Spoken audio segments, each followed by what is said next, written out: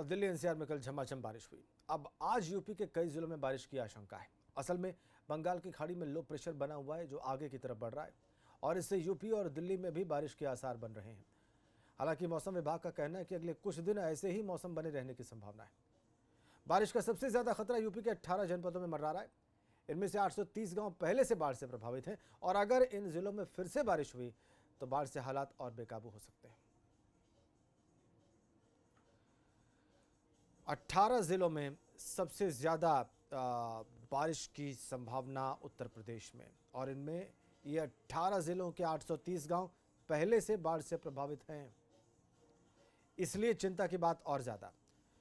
बंगाल की खाड़ी में लो प्रेशर बना हुआ है और वो आगे की ओर बढ़ रहा है। हमारे सहयोगी इस वक्त हमारे साथ जुड़े हुए हैं अलग अलग शहरों से। वाराणसी से नीतीश पांडे, मोइन प्रयागराज से और लखनऊ से शैलेश अरोड़ा भी जुड़ेंगे। फिलहाल हम चलते हैं और नीतीश के पास वाराणसी में।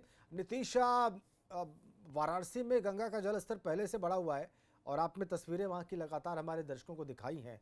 जो लो लाइंग एरियाज हैं गंगा के, वहाँ पर तो घरों में भी पानी घुसा हुआ है और अभी फिर से लो प्रेशर बन रहा है। तो क्या स्थिति बन सकती है और क्या स्थिति है अभी?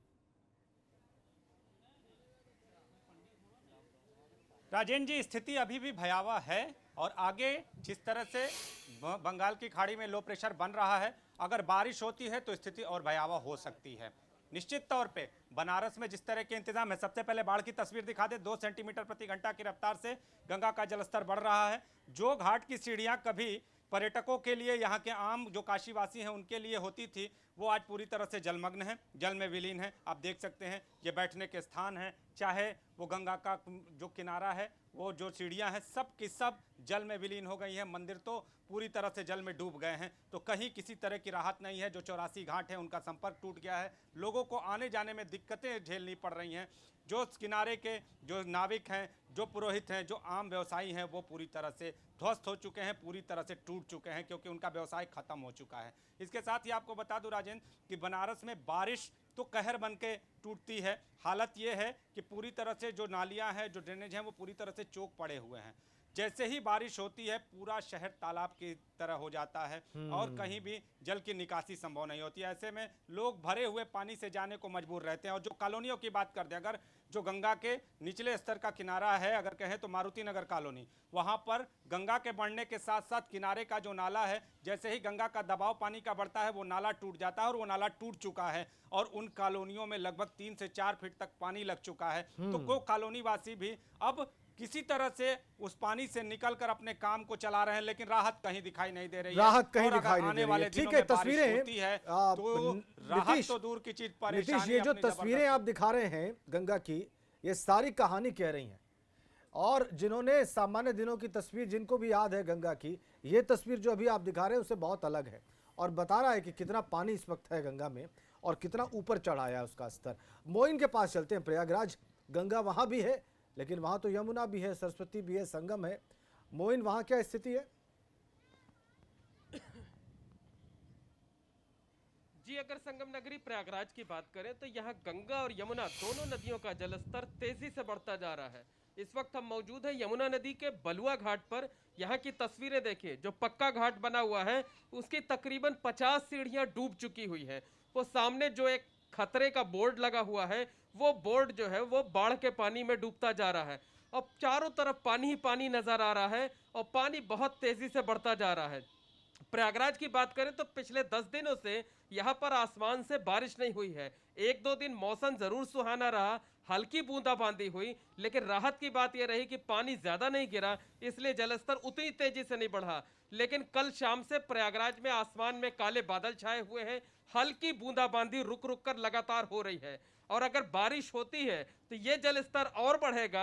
हालांकि अभी तक प्रयागराज में खतरे की कोई बात नहीं है जैसा कि वाराणसी में है, लेकिन अगर पानी 1 मीटर भी और ऊपर बढ़ा तो अब वो आबादी को प्रभावित करने लगेगा। हमारी दाहिनी तरफ की तस्वीरें देखिए। एकदम अगर 1 मीटर पानी भी बढ़ता है तो वो जो सामने दुकान और मकाने बने हुए हैं उनमें पानी घुसने लगेगा और आबादी प्रभावित होने लगेगी। बिल्कुल, तो साफ तौर पर कहा जा सकता है कि प्रयागराज में फिलहाल खतरे की कोई बात नहीं है, लेकिन अगर जलस्तर बढ़ता है, आसमान में बादल ऐसा लगता है। तो आने वाले दिनों में मोइन, आप जो तस्वीरें दिखा रहे हैं, ऐसा लगता है कि आसमान में बादल इकट्ठे हो रहे हैं और आपने कहा 10 दिन से बारिश नहीं हुई है, तो लो प्रेशर एरिया अगर आगे बढ़ता है तो ऐसे इलाकों को सबसे तेज़ी से प्रभावित करेगा। तो बारिश हो सकती है वहाँ पर, और 1 मीटर पानी जो आप कह रहे हैं कम है, वो हो सकता है खतरे के निशान के आसपास पहुँच जाए। लखनऊ चलते हैं शैलेश अरोड़ा के पास, वहाँ से जुड़ गए हमारे साथ शैलेश। मौसम कैसा है लखनऊ में, क्या संभावना है वहाँ पर?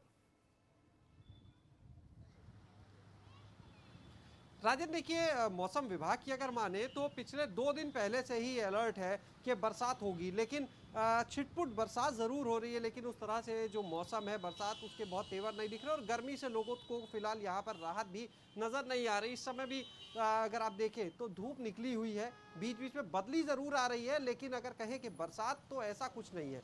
कल लखनऊ में छिटपुट जगह पर बरसात हुई थी, लेकिन हल्की बरसात होकर रुकने की वजह से उमस और ज़्यादा बढ़ गई। वहीं दूसरी ओर मौसम विभाग का अभी भी यही अनुमान है कि बरसात के लिए पहले से अनुमान था और वो अभी भी बना हुआ है, बरकरार है। जाहिर है उनके हिसाब से आज भी बरसात होनी चाहिए, कल भी होनी चाहिए और आने वाले 2-3 दिन तक बरसात होनी चाहिए। लेकिन फिलहाल लखनऊ में अगर बात करें तो ऐसा नज़र नहीं आ रहा है, बदली आ रही है, लेकिन उसके बाद बादल छट जा रहे हैं, जिसकी वजह से लोगों को यहाँ तो राहत कम से कम मिलती हुई नज़र नहीं आ रही है। राजेंद्र, बहुत बहुत धन्यवाद आप सभी का।